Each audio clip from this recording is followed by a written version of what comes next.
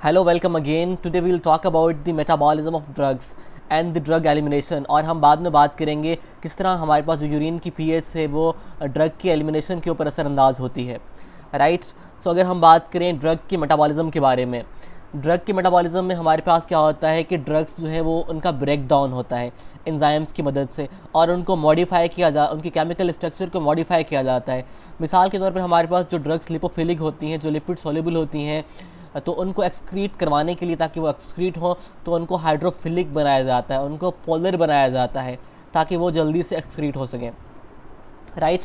इसके अलावा हमारे पास जो ड्रग का मेटाबॉलिज्म होता है, जो ड्रग की मेटाबॉलिज्म का रेट होता है वो वही ये डिटरमाइन करता है कि ड्रग का जो ड्यूरेशन ऑफ एक्शन है या ड्रग के साइड इफ़ेक्ट कितने होंगे। राइट। अगर हम मेटाबॉलिज्म की बात करें तो मेटाबॉलिज्म बेसिकली हमारे पास ड्रग का दो फेसेस के अंदर होता है, फेज़ 1 एंड फेज़ 2। अगर हम फेज़ 1 की बात करें तो हमारे पास फेज़ 1 में क्या होता है, फेज़ 1 में जो रिएक्शन होते हैं बेसिकली वो साइटोक्रोम P450 में हो रहे होते हैं।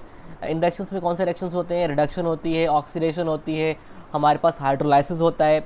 इनमें क्या होता है, हमारे पास जो नॉन पोलर कंपाउंड होते हैं वो पोलर कंपाउंड्स में कन्वर्ट हो जाते हैं, उनको हम कन्वर्ट करते हैं पोलर कंपाउंड्स के अंदर, उनको वाटर सोल्यूबल बनाया जाता है ताकि हमारी बॉडी से ये जो है वो ईजिली एक्सक्रीट हो सकें। और हमारे पास फेज़ 1 रिएक्शन में हो सकता है कि ड्रग एक्टिव हो, और हो भी सकता है कि ड्रग एक्टिव ना भी हो। और हमारे पास जो फेज़ 1 रिएक्शन होते हैं वो जेनेटिक पेशेंट्स के अंदर, यानी जो ओल्ड पेशेंट्स होते हैं उनके अंदर फेज़ 1 रिएक्शन जो है वो लॉस हो जाता है। राइट। इसके अलावा अगर हम बात करें फेज़ 2 रिएक्शन की, तो हमारे पास फेज़ 2 रिएक्शन में क्या होता है, हमारे पास केमिकल ग्रुप्स जो है वो ऐड किए जाते हैं, यानी कि कॉन्जुगेशन होती है। अगर मिथाइल ग्रुप ऐड हो रहा है ड्रग के साथ तो मिथाइलेशन हो रही है, अगर एसिटाइल ग्रुप ऐड हो रहा है तो एसिटाइलेशन हो रही है, अगर ग्लूकॉर्निक एसिड ऐड हो रहा है तो वो उसको हम कहते हैं ग्लूकॉर्निडेशन हो रही है, अगर सल्फर कंटेनिंग ग्रुप ऐड हो रहा है तो वो हमारे पास सल्फेशन हो रही है। तो इसकी वजह से क्या होते हैं, हमारे पास जो ड्रग्स होती हैं वो highly polar water soluble compounds में, मेटाबोलाइट्स में कन्वर्ट हो जाती हैं, और यूजुअली ये हमारे पास क्या होती है, इनएक्टिव हो जाती हैं, और उनको फिर रीनल एक्सक्रीशन के तहत रीनल एक्सक्रीशन से निकाल दिया जाता है। क्योंकि हमारे पास जो वाटर सोल्यूबल ड्रग्स होती हैं या वाटर सोल्यूबल कंपाउंड्स होते हैं वो किडनी से ईजिली एक्सक्रीट हो जाते हैं। राइट। हमारे पास कुछ पेशेंट्स ऐसे होते हैं जिनको हम कहते हैं कि ये सिलो एसिटाइलेटर्स हैं, यानी इनके अंदर जो एसिटाइलेशन का प्रोसेस है वो स्लो है। अगर हमारे पास उनकी कॉन्जुगेशन जो है वो स्लो होगी तो हमारे पास उनका मेटाबॉलिज्म भी क्या हो जाएगा, स्लो हो जाएगा।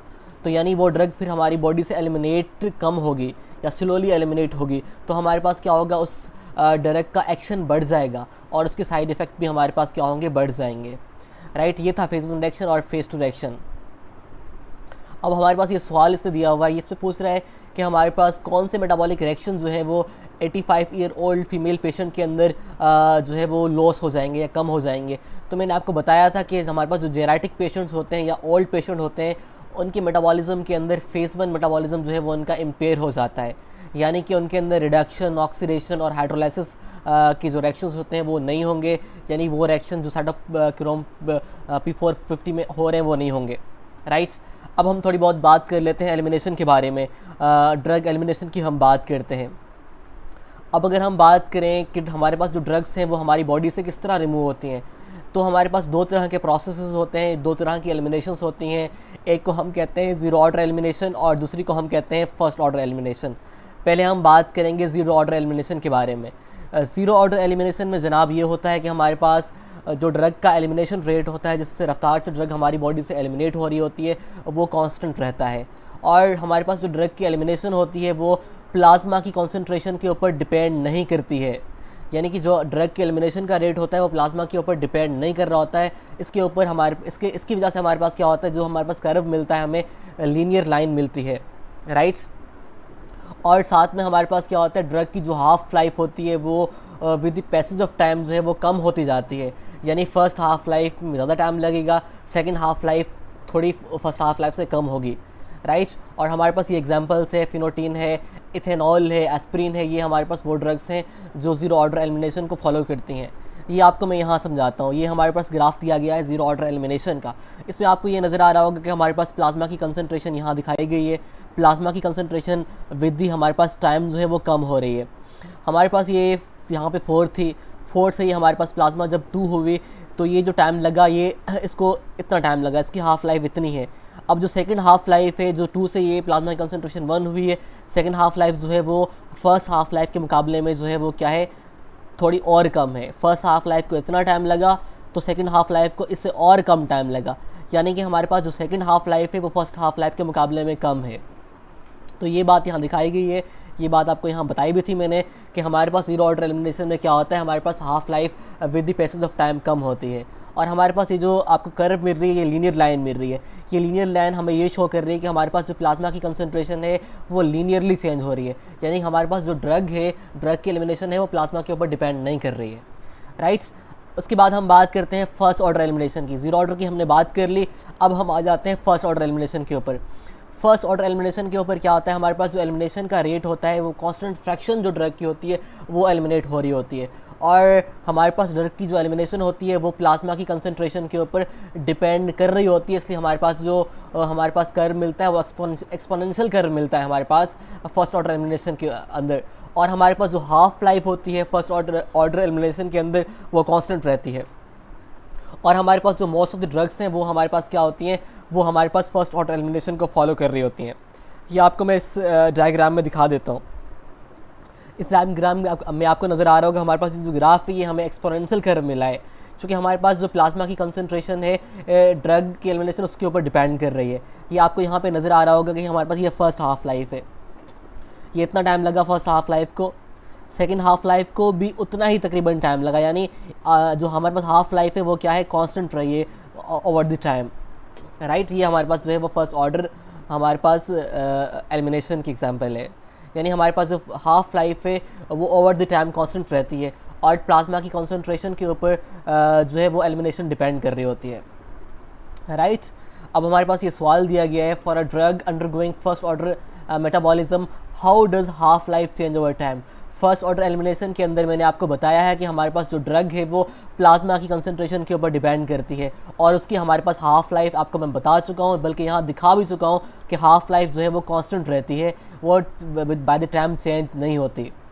अब हम बात करते हैं कि किस तरह हमारे पास जो यूरिन की पीएच है वो एलिमिनेशन के ऊपर असरअंदाज होती है, या एलिमिनेशन किस तरह से यूरिन पीएच की वजह से इफेक्ट होता है उसके ऊपर।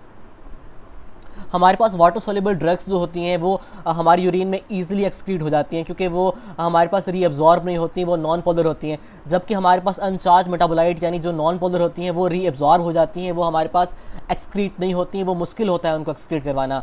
हमारे पास जो एलिमिनेशन होती है ड्रग्स की वो डिपेंड करती है उनके चार्ज के ऊपर। अगर हमने उनको ट्रैप करवाना है यूरिन के अंदर, इस पर डिपेंड करती है कि वो हमारे पास वीक एसिडिक ड्रग्स हैं या वो वीक बेसिक ड्रग्स हैं। ये बेसिकली डिपेंड कर रहा होता है पीकेए के ऊपर। पीकेए हम बेसिकली कहते हैं वो पीएच जिस पीएच के ऊपर हमारी जो ड्रग हो, आधी ड्रग हमारे पास क्या हो, नॉन डिसोसिएटेड हो, और आधी ड्रग जो है वो अनचार्ज फॉर्म के अंदर हो, यानी आधी ड्रग जो है वो डिसोसिएटेड हो और आधी न्यूट्रल हो, उस पीएच को हम कहते हैं पीकेए।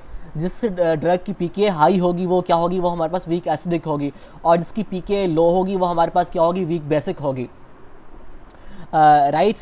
अब इसकी मैं आपको यहाँ पे समझाता हूँ। हमारे पास वो ड्रग्स हमारे पास क्या होती हैं, वीकली एसिडिक होती हैं, वो ड्रग हमारे पास ईजिली एक्सक्रीट हो सकती हैं बेसिक यूरिन के अंदर। बेसिकली होता क्या है, हमारे पास हमारे ब्लड से जब weak acidic drug basic urine में जाती हैं तो क्या होती हैं, वो हमारे पास हाइड्रोजन आयन को लूज़ करती हैं। जब वो हाइड्रोजन आयन को लूज़ करती हैं तो वो बेसिकली क्या हो जाती हैं, वो चार्ज हो जाती हैं, और हम जानते हैं कि चार्ज हमारे पास मेटाबोलाइट ट्रैप हो जाती हैं, वो रीअब्जॉर्ब नहीं हो पाती हैं, और वो हमारे पास यूरिन में ईजिली एक्सक्रीट हो सकती हैं। फॉर एग्जांपल यहाँ पे एग्जांपल दी गई है फिनोबार्बिटल की। बेसिकली ये एंटी एपिलेप्टिक ड्रग है, या जो है वो ये सीजर्स के अंदर देते हैं। ये ड्रग हो गई मिथोट्रैक्सेट हो गई, ये हमारे पास एंटी कैंसर ड्रग है, या एस्प्रिन हो गई, ये हमारे पास एग्जांपल्स है वीक एसिडिक ड्रग की। अगर कोई पेशेंट इनको ओवरडोज कर लेता है तो हम क्या करेंगे, हम इसको यूरिन में एक्सक्रीट करवाने के लिए क्या करेंगे, उनकी यूरिन को क्या करेंगे, अल्कलाइज कर देंगे, उनकी यूरिन को बेसिक बना देंगे, उनको सोडियम बाइकार्बोनेट देंगे। आपको मैं यहाँ पे समझाता हूँ।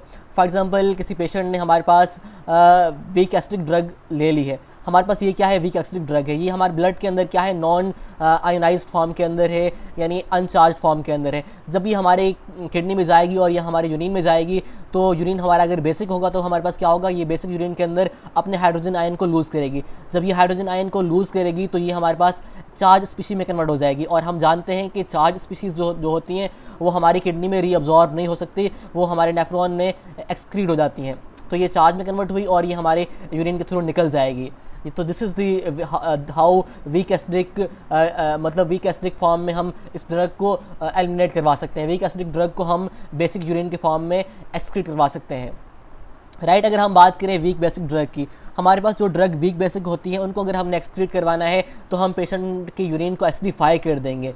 बेसिकली एसिडिक इन्वायरमेंट में जब बेसिक ड्रग जाती हैं तो वो हाइड्रोजन आयन को एक्सेप्ट करती हैं। जब वो हाइड्रोजन आयन को एक्सेप्ट करती हैं तो वो अगेन चार्ज मेटाबोलाइट में कन्वर्ट हो जाती हैं। और हम जानते हैं कि चार्ज मेटाबोलाइट जो है वो रीअब्जॉर्ब नेफ्रॉन में नहीं हो सकता, तो वो ईजिली हमारे पास क्या हो जाएंगी, वो ड्रग हमारे पास एक्सक्रीट हो जाएंगी। इसकी एग्जांपल ये दी गई है, हमारे पास जो ट्राइसाइक्लिक एंटी डिप्रेसेंट होते हैं या एम्फेटामीन्स होती हैं, इनका अगर कोई ओवरडोज ले ले तो उनको हम ईजिली एक्सक्रीट करवा सकते हैं, trying to acidify the urine. अगर हम उनके यूरिन को एसिडिफाई कर दें, क्योंकि ये ड्रग्स हमारे पास क्या है, वीक बेसिक हैं, तो ये निकल जाएंगी ट्रैप होके एसिडिक यूरिन के अंदर, राइट। और हम यूरिन को एसिडिफाई करते हैं अमोनियम क्लोराइड देके। ये आपको मैं यहाँ समझाता हूँ। मिसाल के तौर पे ये हमारे पास ड्रग है, वीक बेसिक ड्रग है, जो किसी पेशेंट ने ओवरडोज कर ली है। ये अनचार्ज फॉर्म के अंदर हमारे ब्लड के अंदर मौजूद है।